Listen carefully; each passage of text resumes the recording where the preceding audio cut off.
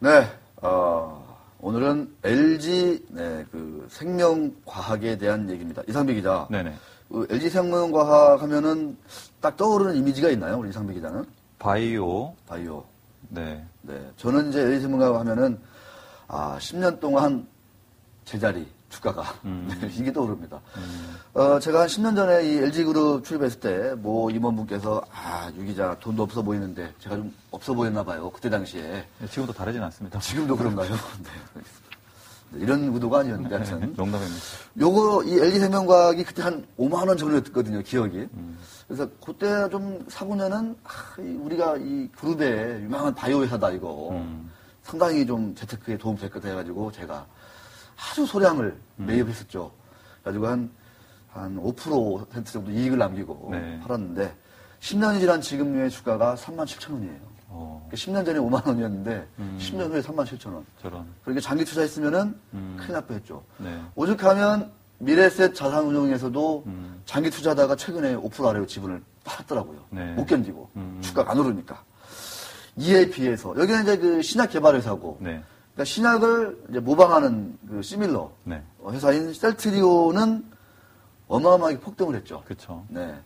그래서 셀트리온의 시가총액은 LG생명과학 시가총액의 8배, 7배, 많을 때는 9배. 오. 이게 그 국내 2위의 그 대기업 계열의 그 바이오 신약 개발하는 회사의 시가총액이 그거밖에 안 되는 거죠. 그래서 왜 그럴까라는 호기심에서 한번 우리 시청자분들과 투자자분들과 한번 고민을 해보자라고 제가 이제 한번 좀 두고 나왔는데 인터넷 카페 보면은 주식 카페 보면은 전문적으로 분석하시는 분들이 있어요. 네네. 물론 이제 막 누구누구 테마주 뭐 이런 거 이렇게 퍼 나르는 분도 있는데 전문적으로 분석하시는 분도 있는데 제가 글을 읽어보니까 네. LG생명과학의 연구개발 비용, 그 R&D 비용을 셀트리온처럼 처리하면 두 회사의 이익이 아주 유사해진다. 재밌는 얘기네요. 라는 그 글이 있어요. 네네. 그러니까 최근에 셀트리온이 이게 저희가 뭐냐면 최근 셀트리온이 R&D 비용을 그 무형 자산으로 이식을 하거든요. 셀트리온은 회계 장부에. 네. 그렇기 때문에 이게 그 손실로 그러니까 LG생명과학은 이거를 말 그대로 비용을 처리하기 때문에 이익이 잡히지가 않아요. 네. 자산이 아니라 이익이 아니라 손실로 가는 거거든요. 네. 근데 셀트리온은 그렇지 않고 이거를 무형의 자산으로 이식을 해요. 네. 그래서 이익이 증가하는 효과가 나타난다는 거죠. 근데 두 회사의 그 재무제표 작성하는 기준을 일치시키면 네. 이익이 유사해진다, 비슷해진다. 이런 얘기가 있습니다.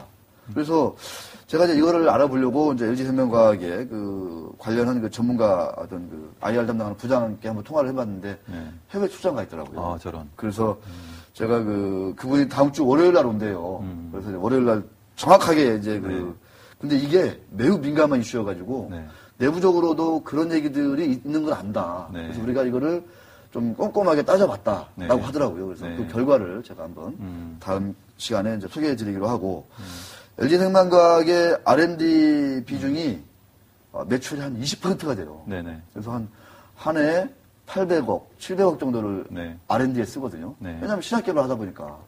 그래서 그게 과연 이제 어떻게 이제 장부에 처리될지.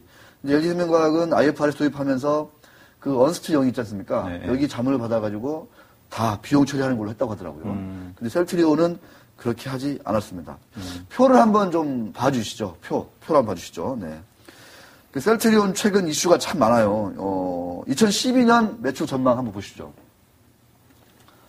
얼마 전에 셀트리온의 매출 전망이 나왔습니다. 2011년에 저렇게 번다는 거고 네. 올해는 4,400억 매출에 영업이익이 무려 2,500억이에요. 네.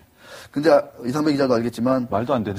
네, 그 셀트리온이 최근에 그 어떤 이슈가 있었냐면은 회계 이슈가 있었지 않습니까? 그때 주가도 많이 빠졌었는데 아까 말씀하신 대로 R&D 비용을 무형 자산으로 반영한다는 문제.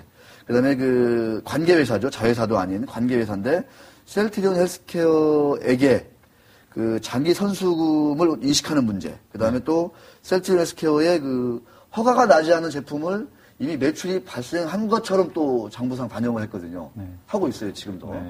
뭐 이런 문제가 있었고 또 하나 이제 증권가 분석을 보니까 어젠가요 공시가 나왔습니다. 류마티즘 관절염 치료제인 레미케이드의 그 바이오시밀러 임상 시험이 성공적으로 끝났다. 네. 그래서 이게 최종적으로 그 당국의 승인이 나면 제품 매출이 발생할 수 있다. 실질적으로. 네. 이런 것들에 따라서 증권가에서 좋은 반응이 나오고 있습니다. 그 일단 요거 좀 잡아주시죠. 매출액이 아니고 다른 숫자 같은데. 아, 매출액이 아니죠. 네. 네, 요거 네. 자본총 순이익입니다. 순이익. 순이익. 예, 네네. 순이익. 예. 네, 순이익으로 네. 이해해 주시면 네, 맞습니다. 감사하겠습니다. 순이익이죠, 순이익. 이거 LG 생명과학에서 보고 58억 원 매출액이라 그러면 화날 것 같으니까. 네, 맞습니다. 네. 네. 어떻습니까? 그 이상배 기자가 좀 지금까지 얘기를 들어봤는데 어떤 네. 좀 정리를 할 수 있을까요? 뭐. 그 말씀하신 대로 일단은 뭐 셀트리온이 정말 기적적인 정말 거의 이거는 신의 경지죠. 매출액 영업이익률이 거의 뭐 50% 뭐 이상 넘어가는 대단한 회사라는 생각이 드는데 말씀하신 대로 이제 R&D 비용을 어떻게 처리하느냐 이거는 미국에서도 굉장히 민감한 이슈이기도 하고 네. 또한 이제 요즘 최근 엔터테인먼트 어허. 뭐 YG, SM, 뭐 JYP 등 여기서도 이제 연예인 육성 비용을 아. 이게 사실상 R&D 비용이랑 똑같은 거 아닙니까? 네. 그죠? 일종의 제품이라고 본다면 그렇죠. 그를 개발하는 건데 그 비용을 무형 자산으로 인식을 하느냐 아니면 비용으로 처리하느냐 그거에 따라서 또 업체들 간에 또 이게 회계 기준이 또 다르죠. 문제가 있습니다. 그래서 이 제약, 바이오 쪽이나 엔터테인먼트 주 같은 경우에는 그런 기준의 차이가 많은 차이를 나올 수 있다라는 걸 인식을 하시면서 좀 들여다보실 필요가 있다는 생각이 듭니다. 인기가 많은 셀트리온과 10년간 주가가 떨어진 LG생명과학. 네. 올해 영업이익은 한 작년보다 2배 네네. 정도가 되는 것 같아요. 작년에 한 2배 정도 해놨는데 어디가 더 이렇게 좋아 보일까요? 이상배 기자가 투자자로서 접근한다면. 일단은 그 말씀하신 대로 R&D 비용을 어떻게 처리하는지 어드저스트, 그러니까 조정을 좀 한 다음에 봐야 되겠다는 생각이 좀 드는데, 일단은 그 영업이익의 성장세를 보면 네. LG생명과학이 지금 2배로 뛰었지 않습니까? 셀트리온이 네, 거의. LG생명과학이 예, 예. 영업이익이 영업이익, 2배로 네. 뛰었지 않습니까? 물론 셀트리온이 훨씬 더 높은 이제 마진을 보이고는 있지만, 이게 지금 그 말씀하신 그런 회계 기준의 차이 때문이라고 한다면 LG생명과학의 영업이익 상승이 더 높다는 걸 좀 볼 필요가 있다는 생각이 좀 들고요. 그리고 LG생명과학이 지금 이렇게 나온다는 얘기는 R&D를 굉장히 많이 하고 있다는 거고, 엄청 많이 해요. 그중에 일부는 실패를 하더라도 일부는 성공하지 않겠습니까? 네. 뭐 그런 걸 생각을 안 하면 좀 장기적으로 LG생명과학도 좀 들여다볼 필요가 있겠다 생각이 드네요.